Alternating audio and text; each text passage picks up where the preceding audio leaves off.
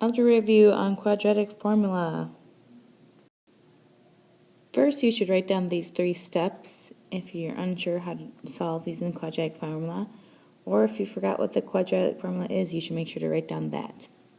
And remember, when we use our quadratic formula, it's when we have a quadrilateral and we're looking for where does the graph cross the x-axis, so those 2 points. When you are first doing this, you want to make sure to have this in standard form. So one thing that I know in standard form, you have to make sure that the number, the equation is equal to 0. So this one's not, so I have to subtract 4 from both sides of the equation.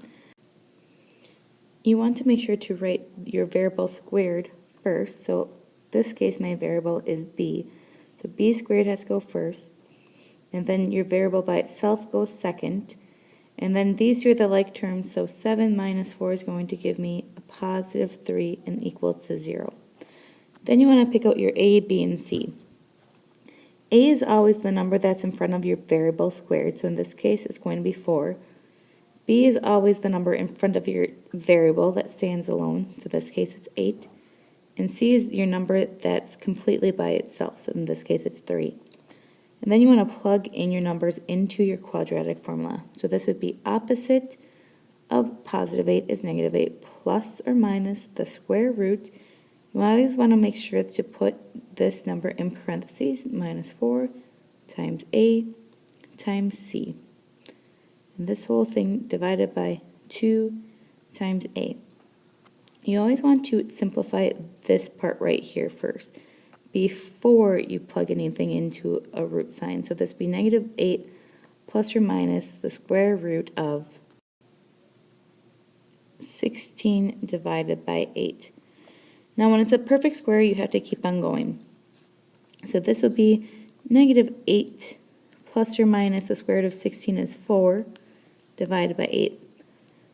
Once you take your perfect square, now you want to split your answer into 2 separate parts. Because of this right here. We have to have a negative 8 plus 4 divided by 8. We also have to have a negative 8 minus 4 divided by 8. So 2 separate answers. So negative 4 plus 4, or negative 8 plus 4 is going to give me a negative 4 eighths, which is equal to negative 1/2. Negative 8 minus 4 is going to give me a negative 12 eighths, which is going to give me a negative 3/2. So these are my 2 answers here. So this is where the quadrilateral passes through the x-axis at those 2 points. So you should attempt to do this problem all by yourself to see if you get the same answer as I do. You should have gotten that this was your equation once you plug things in. The opposite of negative 4 for your b would be a positive 4. Then you get square root of 0. Which is also equal to 4 plus or minus 0 divided by 2. Now if I were to split this up into my 2 parts, 4 plus 0 divided by 2 is going to be the same thing as 4 minus 0 divided by 2. So really you only are going to have one answer here, which is 4 divided by 2, which is just 2. So this is really only the special case where you would have one answer, is if you get a square root of 0.